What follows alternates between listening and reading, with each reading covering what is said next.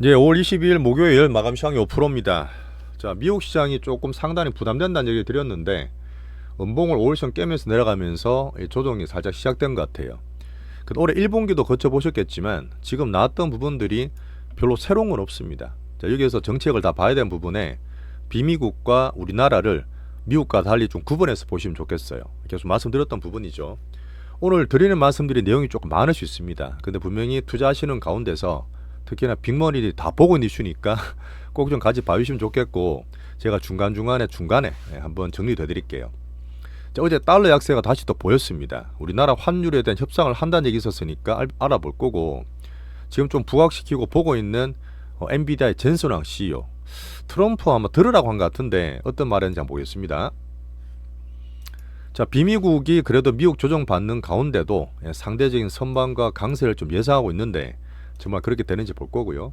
오늘 괜찮았습니다. 자, 우리나라는 수급에 조금 민감해요. 우리나라 외국인들이 특히 오늘도 좀 팔았죠. 그러다 보니까 빅머니도 관망을 하고 뭐 시장 단타 몇 개 빼고는 전반적으로 좀 느긋하게 우리는 좀 봤습니다. 여기서 우리는 종목 수급으로 더 집중하면 돼요. 자, 계속 얘기 드렸던 되게 복잡한 이런 일 가운데서 한류 섹터가 좀 편안하게 할 수 있습니다. 그런 면에서 근래 또 성장 관련 보고서가 되게 많이 나와요. 이런 다 내용을 다 봤는데 한 뽑아서 얘기 드릴 거고 여전히 제일 좋죠. 자, 그다음 헬스케어랑 우리나라 바이오를 보는데 삼성그룹에 보면 두 번째 기둥이라 할 수 있는 바이오 섹터 삼성바이오가 오늘 인적 분할을 아침에 긴급 공지를 했습니다. 이런 부분 때문에 어떻게 봐야 될지와 바이오 섹터 영향을 볼 거고요. 근데 괜찮아요. 자, 제가 이제 빅머니가 지금 다 본다 이슈를 얘기 드렸지만 조금 많고 하더라도 알아두셔야 되는 내용들이니까 너무 시장 조정 걱정하지 마시면서 오늘 제가 정리를 해드리겠습니다. 어제 제가 파트 2에서 제가 갖고 있는 뭐 노하우 공부하는 측면에서 국장 수백어와 빅수급 2배 만드는 패턴을 설명을 드렸습니다. 못 본 분은 꼭 좀 봐주시고 우리 전략 매집주 여전히 좋으니까요. 오늘 같이 한번 봐주세요. 자, 좋아요, 구독, 알림 설정 부탁드리면서 또 시작하겠습니다. 자, 달러 약세와 10년물 약세, 금리는 계속 얘기 드렸던 부분이에요. 근데 이제 달러 약세는 꾸준히 말씀드리다가 한번 이슈가 있었고, 금리는 또 항상 봐야 됩니다. 금리는 항상 보면 장안적으로 또 올라가잖아요. 이번에 4.6까지 가다 보니까 또 출렁거리고 이것 따라 등락해서 아마 정시가 움직일 수 있을 것 같아요. 근데 지금 수급 문제가 좀 큽니다. 딱 10년물 금리 계속 올라가려 그러면 미국의 경기가 좋아야 되거든. 근데 그것도 아니기 때문에 상당한 저는 좀 막혀 있다 봐요. 변동성이 있더라도. 어제는 미국채가 입찰이 부진하면서 흐름을 좀 만들었고요. 어제 장 끝나고 우리나라 환율이 갑자기 또 1368원인가 확 강세를 갔어요. 어제 또 무슨 얘기 나왔냐면 5월달도 그랬습니다. 뭐 지금 실무진 협상하는 가운데서 환율 방향성 그리고 우리나라 환율을 강세로 만들어라 이런 보도가 나왔다는데 우리나라 기재부라든지 미국 일본에서는 공식적으로 부인했어요. 그런 내용이 없었다.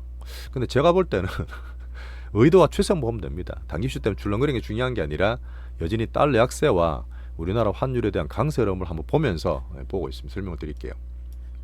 자, 우리나라 환율에 대외적으로 뉴스가 되게 많아요. 관심이 좀 많은 큰 편인데 뭐 우리나라 위상이 좋아진 것도 있지만 작년 말이라 작년 하반기라든지 올 초라든지 특히 5월달에 대만 달러 강세 우리나라 환율 얘기 나왔던 부분이 계속 저희는 공식적으로 아니라지만 달러 약세를 바라는 저는 미국의 흐름을 좀 보고 있습니다.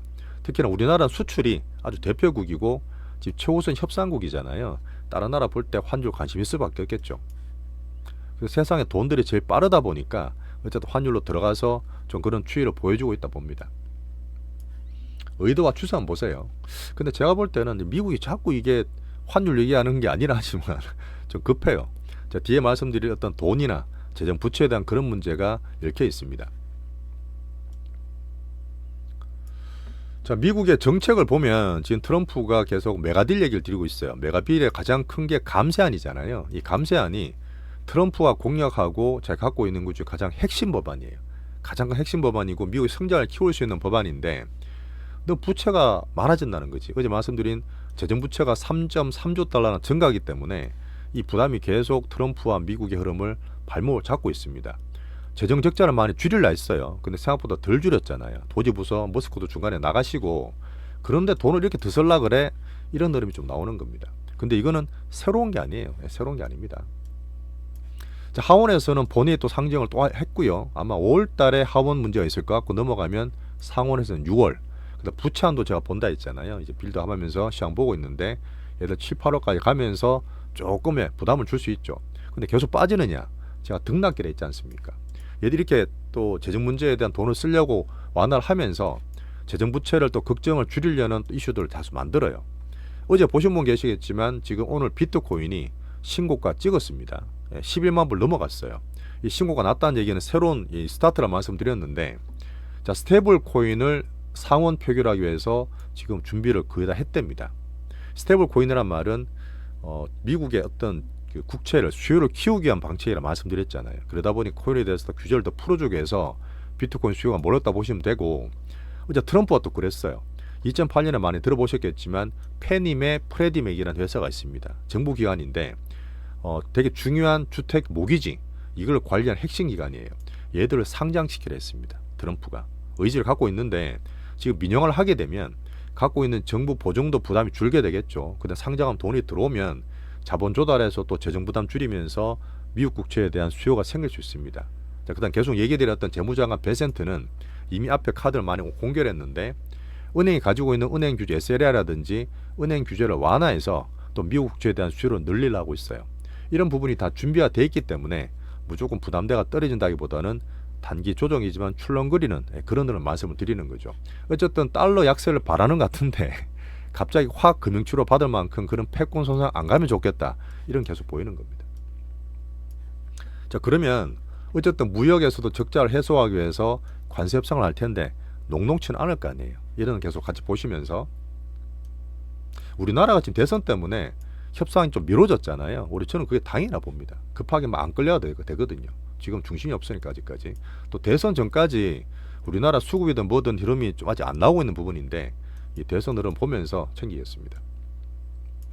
자, 그 다음 문제는 뭐죠? 관세 정책 때문에 6월 달에 지금 나온다는 경제 지표라든지 물가 우려가 있지 않습니까? 미국 문제죠. 우리나라하고 비미국 달리 얘들이 실물 경기를 봐야 되는 부분에서 월마트나 나이키가 계속 가격을 인상한다는 얘기를 하고 있습니다.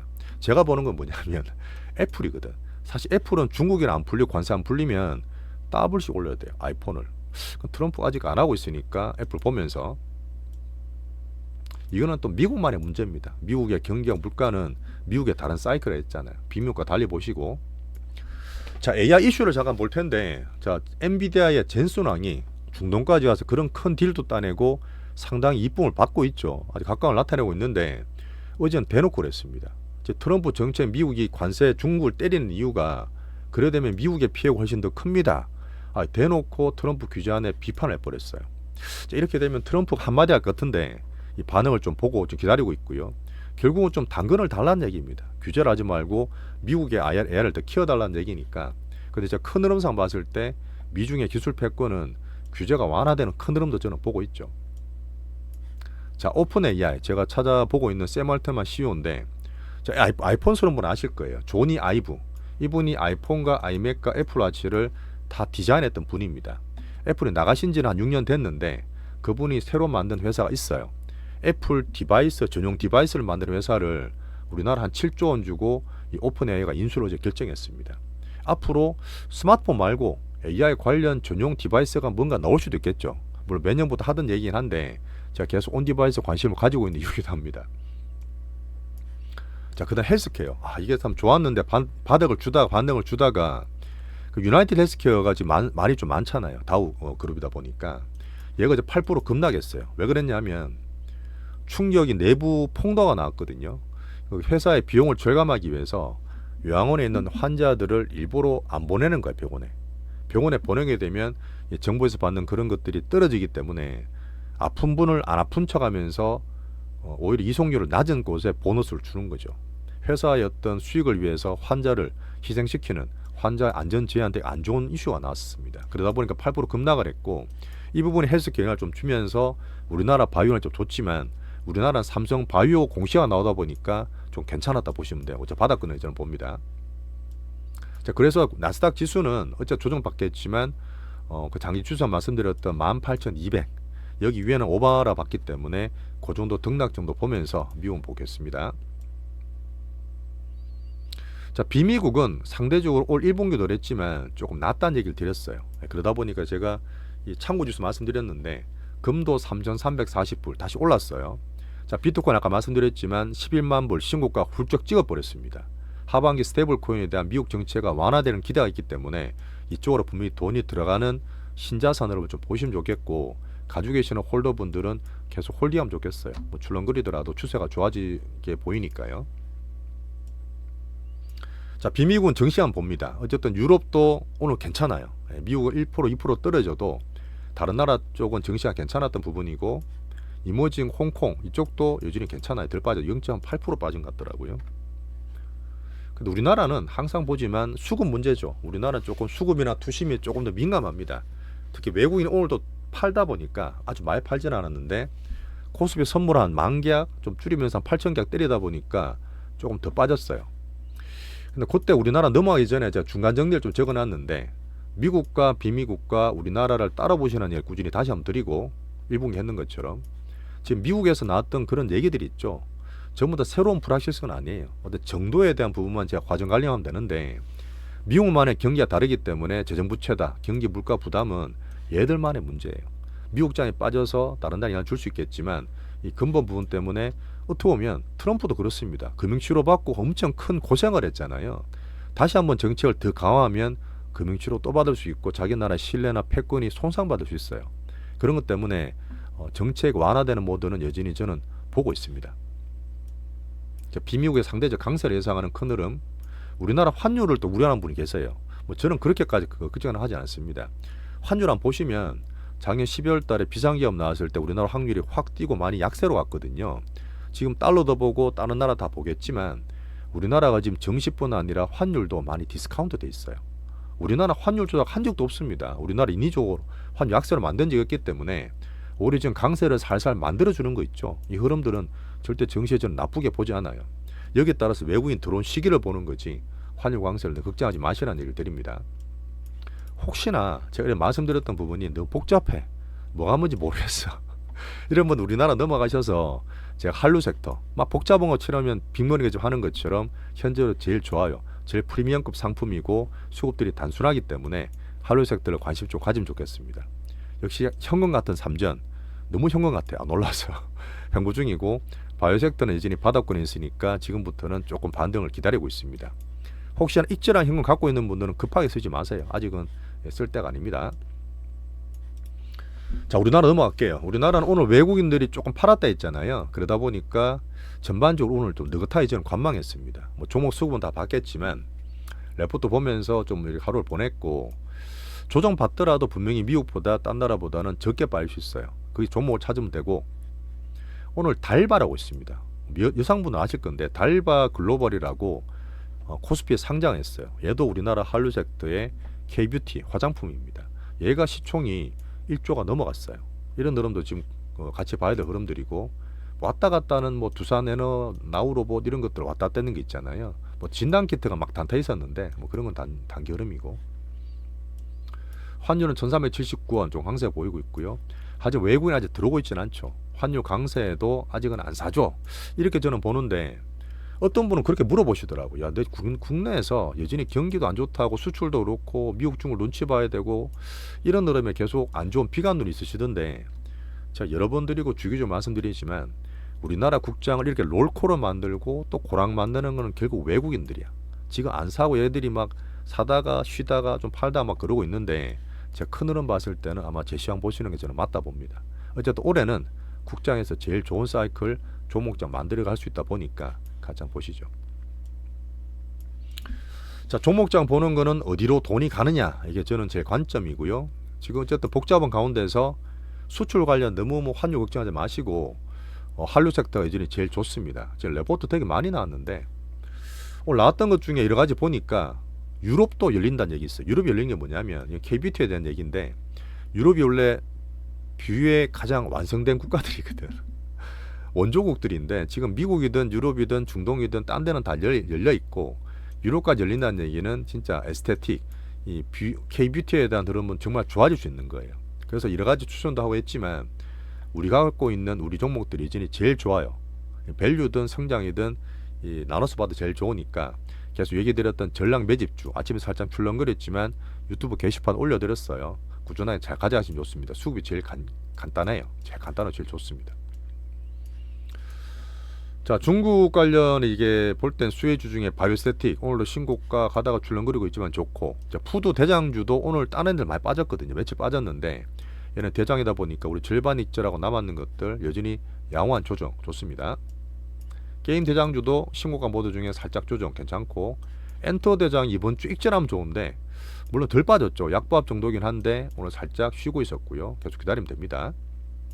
온 디바이스는 아까 AI 관련 디바이스 얘기 드렸지만 조금 들고 있고, 로봇 테마도 아직 별거 없습니다. 자, 빅바이오 말씀드릴 부분은 뭐냐면 미국 헬스케어랑 우리나라를 봐야 되는데 미국의 유나이티드 헬스케어 좀 떨어졌다 했잖아요. 하지만 걔는 개별 이슈고, 어쨌든 금리나 말씀드렸고, 아소코 5월 말 아소코는 분명히 흐름들이 나올 거라 봐요. 지금 눌려있지만 이게 한번 나올 거라 저는 보고요. 자, 삼성바이오가 인적 분할했습니다. 물적 분할 아니에요. 물적 분할하면 큰일 나고 주주들한테 전혀 피해가 없습니다. 인적 분할은 아까 얘기 드렸지만 삼성그룹에서 반도체든 스마트폰 말고 새로운 성장 동력 차세대 먹거리인 바이오 산업을 전격 재편했다 봅니다. 이런 흐름들이 자꾸 나오면 좋거든요. 근데 분명히 삼바 입장을 오늘 신고가 찍고 단기 매물 맞았지만 크게 보는 분들은 계속 제가 상방으로 말씀드렸잖아요. 그래서 주가 상방이랑 바이오 섹터도 이런 흐름들이 훈풍을 저는 불 거라 좀 봅니다. 원래 있던 삼성바이오 말고 삼성바이오 에피스가 신약이라든지 시뮬라는 R&D 기관입니다. 그걸 따로 분할해서 서로 얘기를 따로 확고하게 따로 갖고 하는 거고, 이게 이제 사업 간의 이해 충돌과 사업 가치를 제고한다 이런 목적이었습니다. 그리고 지금 회장인 그 제드래곤 그 이재용 회장이 아들이나 자기 그 자제한테 경영승계 안 해요. 전문 경영을 만든다 했기 때문에 지배구조 개편과 관련 없다는 얘기를 또 확고했습니다. 바이오 입장에서는 오히려 이런 것들이 저는 좋은 재료로 저는 봐요. 삼바는 여전히 참 알테오전 여전히 보유하시면 되고요. 자, 삼성전자는 이런저런 얘기 있고 뭐 반도체 관련 얘기 있겠지만 어쨌든 우리나라 기준으로 봤을 때 삼전의 어떤 다시 이런 흐름을 좀 보면서 코스피와 외국인 수급이 가장 중요하기 때문에 이걸 계속 중점으로 봅니다.